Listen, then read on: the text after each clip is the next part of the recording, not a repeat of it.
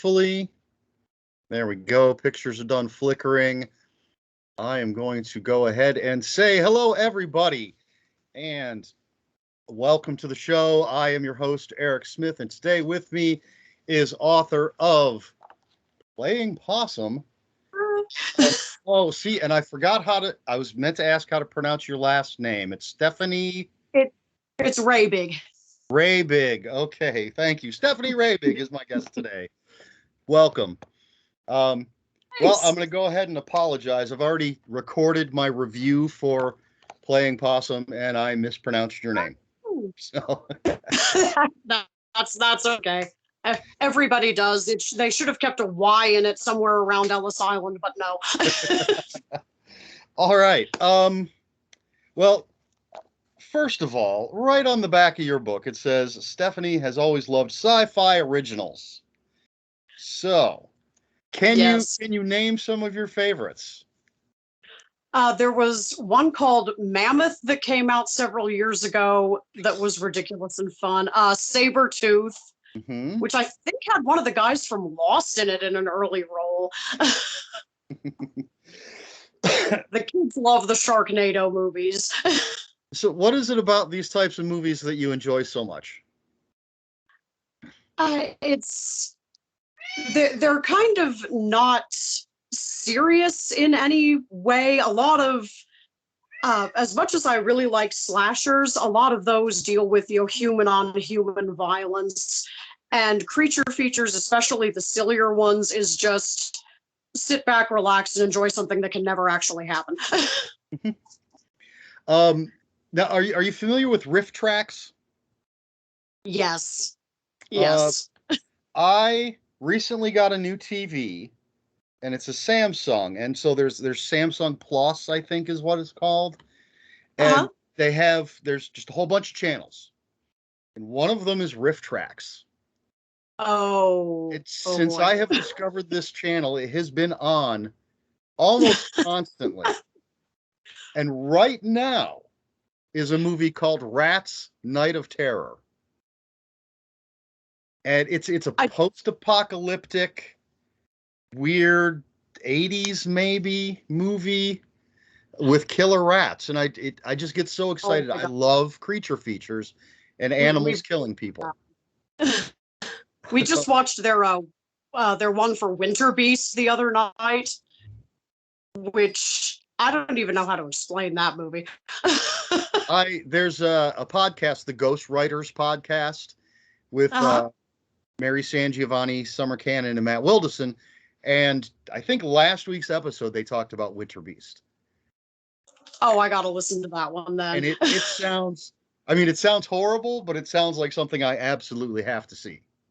I'm pretty sure that everybody involved was on multiple types of drugs. I love that kind of crazy stuff. Yes. And there's one of the channels on here is The Asylum. So it has all the crazy Asylum movies. Yes. But so yeah, I love animals killing people. I love creature features. So how did Playing Possum come about? That one actually came about because Keelan Patrick Burke on Twitter, great writer, great guy, but he was joking around with Alan Baxter about killer kangaroos in Australia and did a mock-up cover of a murderous kangaroo on a book cover. And Alan said, okay, I'm going to have to actually maybe write this thing. And it just kind of snowballed from there, in that he offered to do free covers for anyone who wanted to do a creature feature with an actual animal instead of a cryptid or made up, unicorn something, as long as all the proceeds from the book went to an animal charity. And I said, I have to get on this. So I've read The Roo. Love that cover. Love that book. I read Playing Possum. Were there others? Do you know of any of others that were done? There's The Cassowary and The Buck Stops Here were the two others that I know. I'm going to have to look for those. Yes. This was, as I mentioned, I already recorded a review, so people can check that out when it drops, whenever it drops. I don't know. But I'll just say straight up, I really had a lot of fun with this. Oh, I'm so glad. And I'm trying to avoid spoiling, but I loved the way you ended the book. Thank you. With the how all right, look, folks, this might be a little spoilery. It's you end it with a non-ending, almost a new beginning. Yes. I guess you could say. And I absolutely love that. And again, in my review, I said, I don't need the next story. I don't need what that ending leads to. I mean, I wouldn't say no to that, but I just love that it ends that way. That you sort of. I always like leave. Oh. Okay, she is gone. There we go. Okay. The problem with doing this on my phone is that spammers will sometimes try. I see. That's fine. I'm like, This is all very low budget. That's my whole shtick on YouTube is low budget. So you were saying we were talking about the ending of Playing Possum. Yeah, I like to leave doors open with a lot of books just in case, 5 years down the road, I'm like, this would be perfect for a. Well, it has that kind of sci-fi channel creature feature feel. I remember I can't remember if it's Anaconda, one of the Anacondas or one of the Lake Placids, or it might even be the Lake Placid Anaconda crossover, where, it ends with eggs hatching. That kind of thing. But this takes it even a step further. So fun. There was, I'm blanking on the name of it, but it was a ocean horror one where a monster attacks and I think Treat Williams and Deep Rising. Yes. I'm like, it's right on the tip of my tongue, but just that ending of now what? I absolutely love the ending of that, because they end up on the island. You think, okay, well, they made it, they're alive, and then the trees are shaking, and there's the growl, and it's just, it's not over for you people. It's over for us, the audience. Yes. But it's not over for you. So yeah, but excuse me, we are here to talk about your choice for my favorite horror. One of my favorite movies. I was so happy that you picked this. Oh, good. And so doing this show, I've had people pick a lot of things I've seen before, and it's nice to revisit. Some people have picked things I had never seen before, and I've found some new favorites. But this is the one that made me the most happy. This is my favorite of anything anyone's picked so far. And that is, I've got lots of things here, but let's go with this one. We're talking about Tremors. Yes. Here's my attack pack with all 4 movies, and then I have the Arrow video with tons of special features. But before we talk about that, I choose to do a fake ad. Trying to get anyone to sponsor this show. So I do these nice fake ads. So today's episode is not sponsored by the book Seeking Perfection, The Unofficial Guide to Tremors. This is by Jonathan Melville, and it's a super in-depth look at how Tremors started, how it made it to the big screen. It goes over the movies up to number 5, goes over the TV show. There's tons and tons of interviews and photos and just all sorts of amazing things. So, folks, go out, pick up Seeking Perfection, The Unofficial Guide to Tremors, our unofficial sponsor for this episode. Now we have that out of the way. And then just one more thing, folks. There's going to be spoilers here. If you're one of the few crazy people who hasn't seen Tremors yet, Get on that. You can watch. If you haven't seen it, watch it, and then come back and watch us just gush over this amazing movie. All right. That's all the business stuff out of the way. So, Stephanie, why, actually, hold on, not why yet. For anybody who doesn't know, can you give us a very quick synopsis of the movie Tremors? Well, it starts with these two guys who do repair work around Perfection, Nevada, and are planning on heading out, but then giant graboids end up trapping them and several other people in town, and they have to fight off the monsters. Very quick. And why did you pick this movie for my favorite horror with? It's one of the first horror movies that I remember seeing that also had quite a bit of fun to it and humor, because a couple of the others were the original Haunting of Hill House and a lot of the Twilight Zone episodes, but most of the time those went for more of an eerie or honestly freaky feel, and this one always just struck me as regular people dealing with something out of this world, and very, human natural reactions to, you're telling me what attacked my horse? Fun is a great way to describe it. It came out in 1990, I believe, directed by Ron Underwood, stars Kevin Bacon, Fred Ward, Yes. Michael Gross, Reba McEntire are in it. And I think Kevin Bacon and Fred Ward, Bert and Val, have one of the greatest bromances on screen.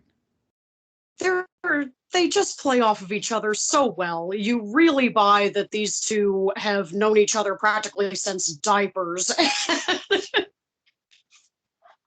Absolutely. They're great. And rewatching this yesterday, it struck me how much foreshadowing there is with the things that are going to come into play later. When we see Bert and Val doing their jobs around the town, we see them using the big tractor thing, the cat, I think they call Cats.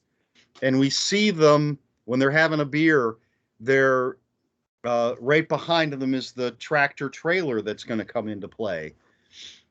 Yeah. And I was actually not the first time that I saw the movie that when they mentioned, well, we can take the cat out of town, I was like, I would certainly hope if one of you has a cat that you'd be taking it with you. Don't leave there. And my parents are like, no.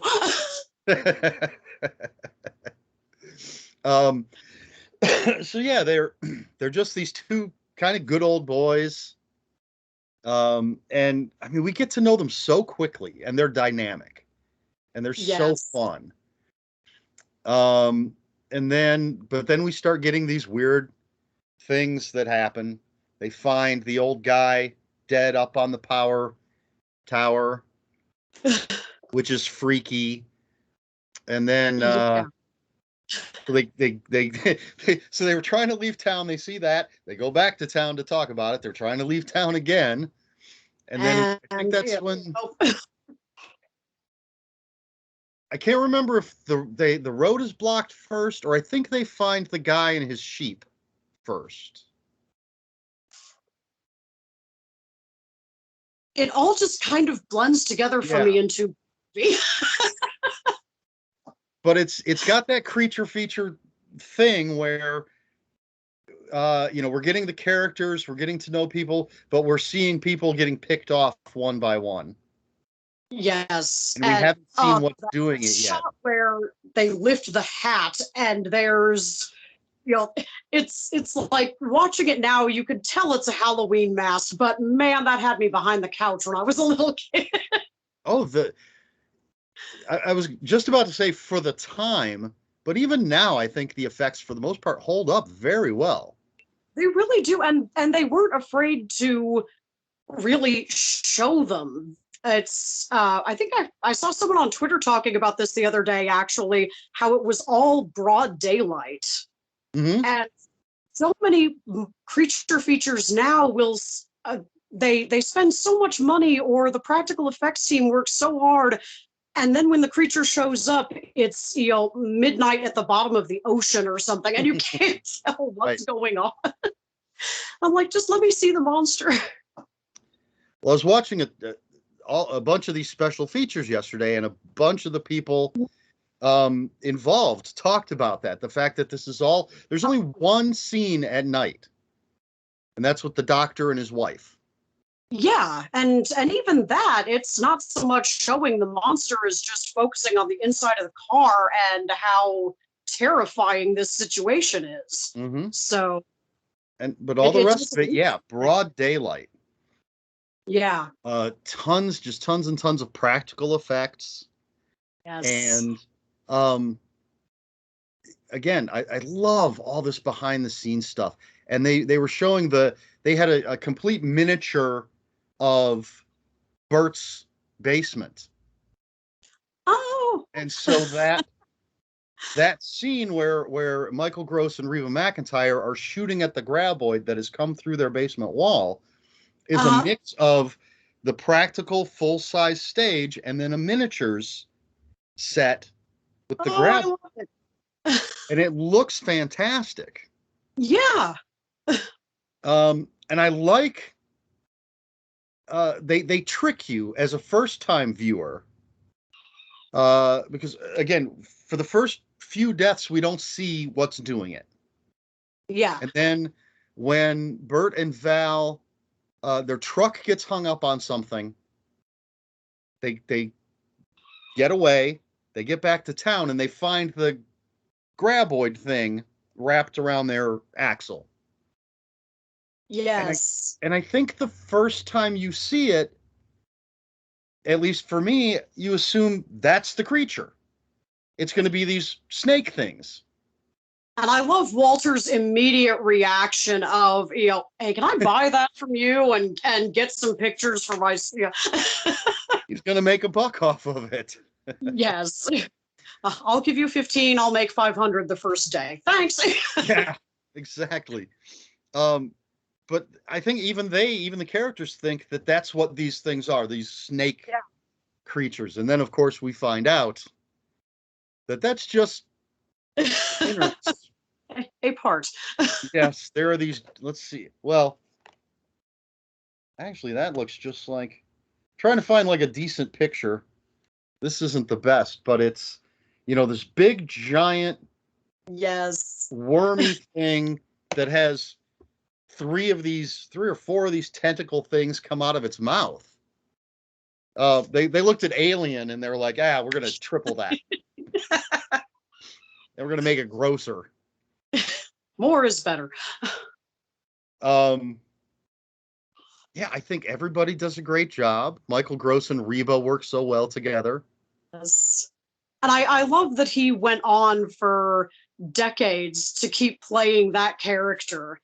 And, he seems to have so much fun with it. And I love that. Oh, yeah. Yeah. And it's, he's definitely not the dad from Family Ties that most people would have known him as at the time. Yeah. And yeah, the character work, the dialogue, all so well done. I did not realize until yesterday that the young girl Mindy is the girl from Jurassic Park. Jurassic Park. Yeah. I had no idea. Yeah, she started young in Jurassic Park, and then I realized I was like, no, she little kid. Yeah. Love that scene when she's on the pogo stick. Yeah. Doesn't realize that the graboid's coming, and Kevin Bacon has one of many, I think, heroic moments. Yes. And we have the actress's name is Finn Carter. Rhonda. Rhonda, yes. Rhonda, the seismologist, who I love that, Kevin Bacon has his ideal woman. Yes. And then he sees her, and she is not that. And yet she's a strong, intelligent... Sunscreen on her nose. Yeah. And she realized, she's like, oh, I can't believe I left that. I love her so much. And yeah, she's smart. She's strong. They still managed to get her out of her pants for a minute. um, but I mean, I suppose you could say it's a little salacious, maybe male gazy, but it's quick, and they very quickly get here's some shoes, here's some pants. And from what I remember, they don't do like any lingering gaze or music or anything. No. It was just okay, get out of your shoes and pants and let's get out of here. Right, because she's got the barbed wire wrapped around her pants and the graboid's coming. And I like that she's such a smart character, but she also doesn't try to act like, because I know more than you, I therefore know everything. Right. Yeah. Because they keep coming to her as the expert. She's like, why do you keep asking me? Why do you keep asking me? But she does come up, just off the top of my head, 2 great ideas. A great scene when they're stuck on the rock. Val, Bert, and Rhonda stuck on the rock, and Bert and Val are trying to, what are we going to do? How are we going to do this? And she's like, guys, I have an idea. And they're just arguing. And she's like, guys, do you know how to pole vault? And then when, I think it's when Kevin Bacon's going for the cat. The water tower. Yeah, he has to freeze. The pipe out. Yeah, and she kicks the pipe out and gets the water to distract the graboid. She's a great character. Yes. Excuse me. Any particular scenes that stand out for you, or performances or anything? Oh gosh. I just really love the whole thing. And it amuses me, though, that I'll try to quote it among other fans. And I'll actually be quoting what I saw dozens and dozens of times as a kid, which was the edited version that they would air on the USA channel. So when I watched the DVD years later, I was like, oh, there's cussing in this. There is. But yeah, it was just, and almost not so much solely the movie, but just the memories made with it, because it was always, something that mom and dad would turn on. And once my kids got old enough that I turned on for them, that they could enjoy without, having something that would traumatize them at a young age. Excuse me. Have you watched any of the other? I think there's 6 sequels now, plus a TV show. I've seen all of them. Some of them only once, but I mean they're not the original, but they are a whole lot of fun, because I don't think the people involved ever stopped enjoying themselves with it. It's you watch them, and it's, even if there are flaws, they're clearly not there for a cash grab. They're like, you can have, the Spider-Man and Texas Chainsaw Massacre that everybody's going back and forth over on, the quality and how well it holds up. And they're just over there in their own little area, doing their thing and making their graboid movie. Giving Michael Gross a paycheck. Absolutely. And Jamie Kennedy now. Yeah. I lost my train of thought. No. They talked about how it underperformed at the box office, and it was home video that really found the audience for it. I think The Thing did the same thing. John Carpenter's, that everyone was like, oh, this isn't worth anything, and then 10, 15 years later, it's on everybody's favorites list. So, being an old man, I'm lucky enough I saw both of those in the theater. Oh. So, but yeah, I absolutely adore. Like I said, I have this. I've not seen the TV show. And I haven't seen all of the, Jamie Kennedy ones. I was going to say, think my brother has the TV show on DVD. I like that in number 4 they go back to the Old West. Yes. That's an interesting conceit, and somehow fit Michael Gross into it. My kids did not believe that was Bert until near the end of the movie, where he started firing the machine gun. And then they were like, oh, no, wait, that is him. I don't know if you can see this, how well this will show up. There's reflection. This much, that's all special features on this. Whoa. On this disc. There's 2 commentary tracks. There's an old and a new making of documentary. Tons of interviews. I'm gonna have to go shopping. Yeah, this is the Arrow video, and it's got the reversible. It's got the original artwork. You can flip it around. That's what it came with. Yeah, I was very excited to pick this up because I'm all about the special features. I love knowing how things are done.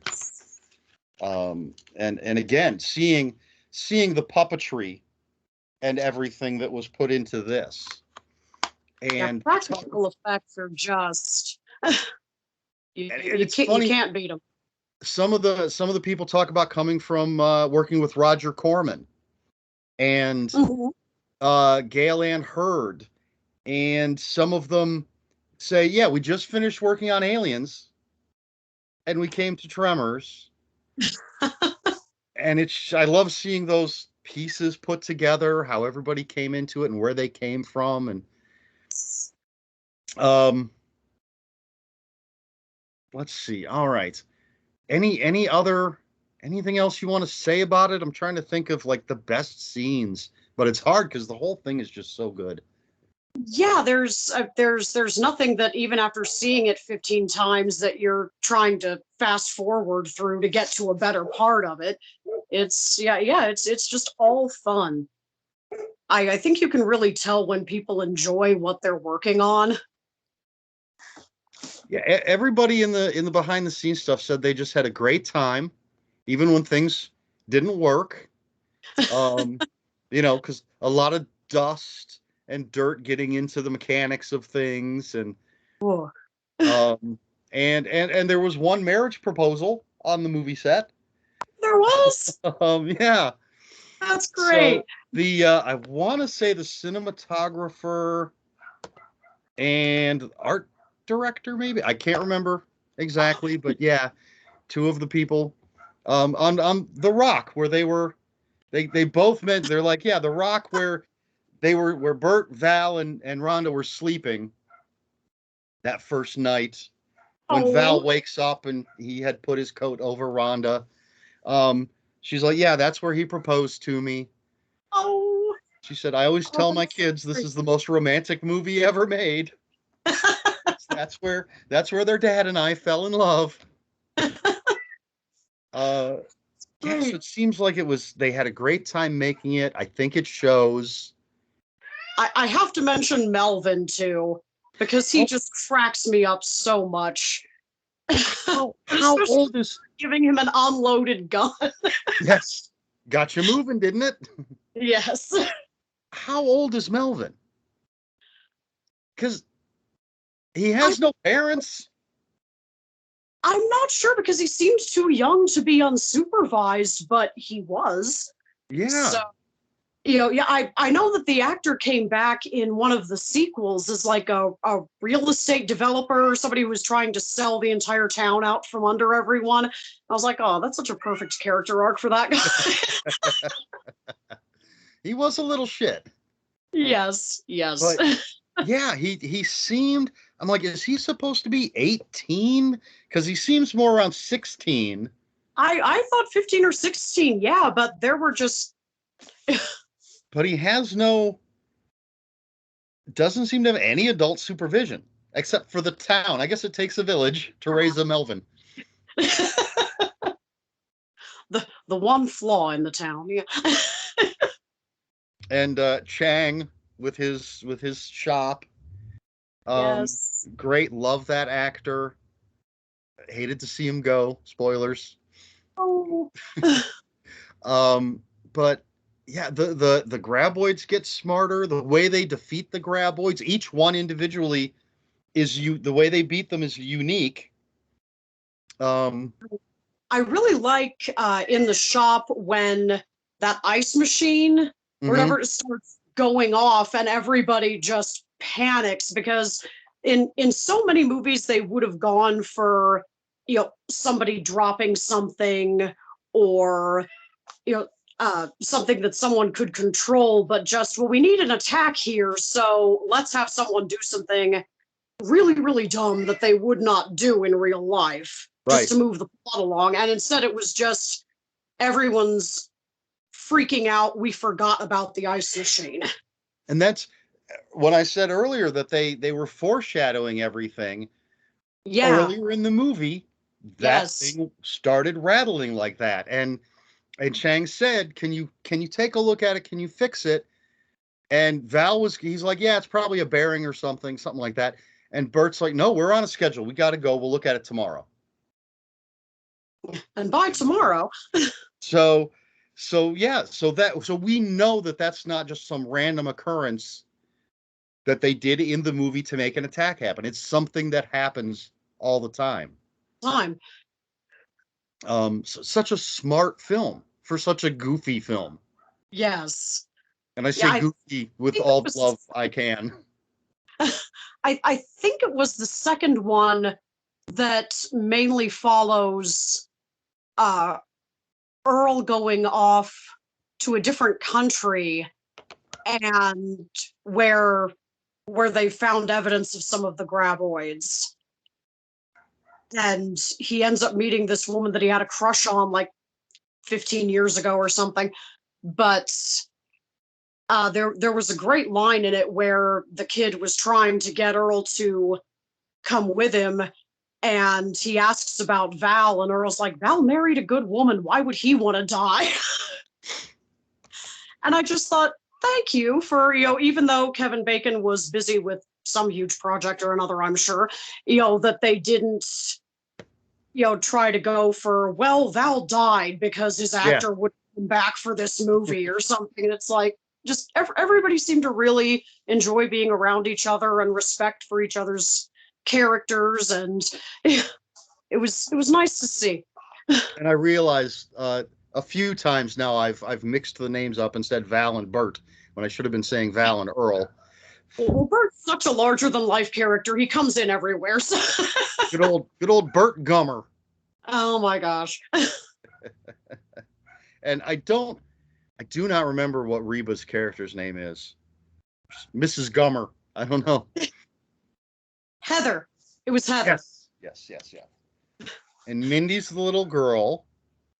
I don't remember Mindy's mom's name, who looked very familiar, but the only thing I recognized on her IMDb was Eraserhead. Huh. I have to rewatch that. I was like, all right, she's whoever Mary X is in Eraserhead. That's her credit. I was like, is that the girl? Is that the girlfriend, or is that the moon-faced girl in the Radiator Dream weird sequence? I don't know. Oh, that one's been a while. So, yeah, it's been a long time since I've seen that. Okay, so I don't want to keep you too long. Folks, if you have not seen Tremors, you don't know what you're missing. Such a fantastic movie. And all right, so do you have anything to plug? Are you working on anything? You doing anything exciting? Actually, I've got a horror western coming out in May. Nice. On the 5th. Nightworms is doing the cover reveal next month that Keelan Patrick Burke did. And it's very much not like playing possum. I went for creature feature with that one, and then with the horror western went dark. So I think it's going to be interesting to see what people think of it. I think I froze. Or you froze.